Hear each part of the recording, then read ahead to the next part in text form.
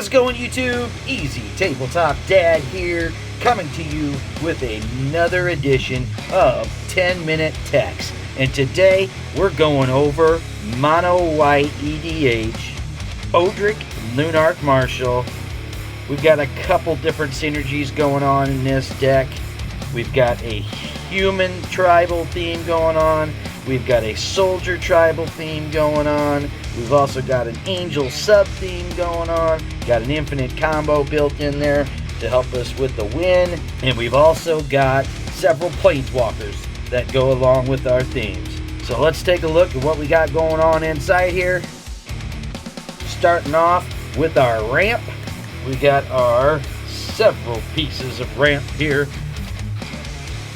Of course, we've got the ever-faithful Soul Ring, followed by a Wayfarer's Bauble, Marble Diamond, Myriad Landscape to help us fetch us up a couple of planes, Gift of the Estates, Knight of the White Orchid, Mind Stone, Star Compass, Oketra's Monument makes our creature spells cost one colorless less to cast, and every time we cast a creature spell, we create a 1/1 White Warrior creature token with Vigilance. This comes in handy very well. And our last piece of ramp is a Thrawn Dynamo. So that rounds out our pieces of ramp there. All together, we've got 10 straight pieces of ramp. There are also some creatures that give us a deduction in mana cost as well, which we are running a lot of creatures.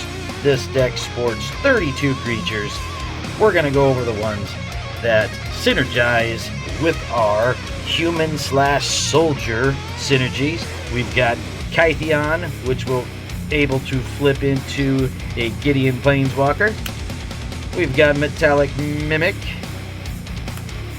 Precinct Captain, Dahlia's Lieutenant, of course, Hanweir Militia Captain, Dahlia Heretic Cathar, Recruiter of the Guard, Preeminent Captain, Mentor of the Meek for some card draw, Daru War Chief. This is one of those that makes our soldier spells one colorless less to play.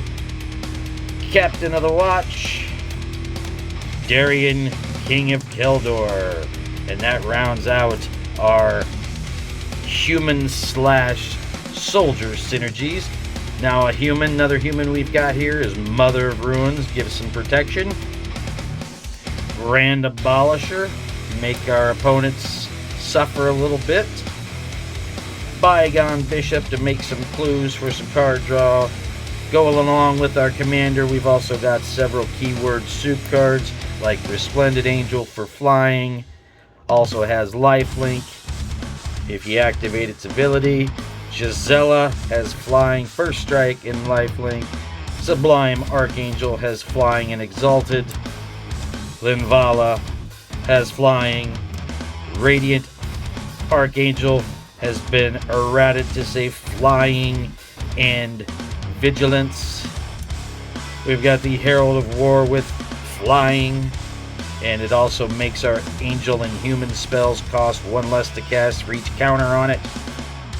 Archangel of Thune has flying lifelink.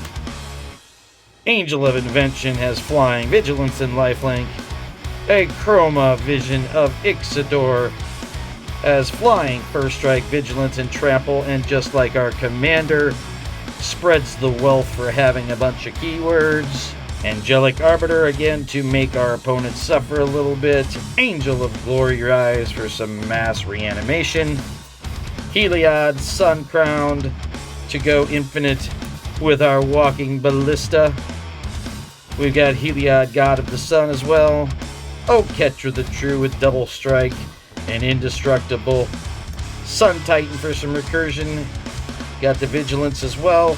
And of course, we've got Vigilance with Elish Norn. Also pumps up our creatures and minuses our opponent's creatures. So that rounds out our 32 creatures there. Now our planeswalkers that synergize with our theme. We've got Gideon of the Trials, who turns into a soldier.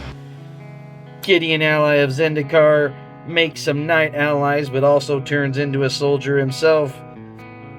Gideon, champion of justice.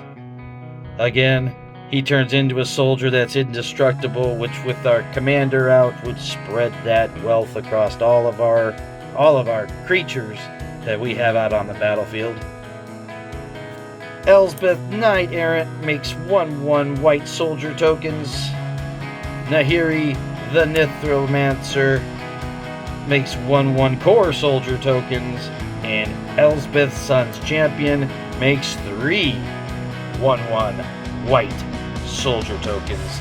And they also have other abilities as well, but that's what we're primarily playing them for, is the ability to create tokens.